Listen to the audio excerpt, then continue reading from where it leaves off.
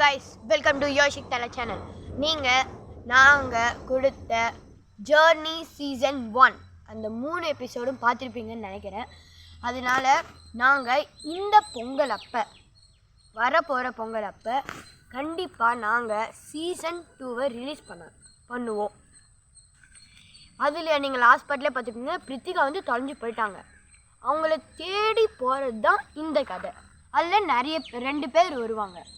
அவங்க யாருன்னு நீங்கள் அந்த சீசனில் பாருங்கள். Thank you. Like, share, comment, subscribe நிறைய பண்ணுங்கள். அப்போ தான் எங்களுக்கு சப்போர்ட் கிடைக்கும். மீண்டும் வருகிறேன். Bye guys.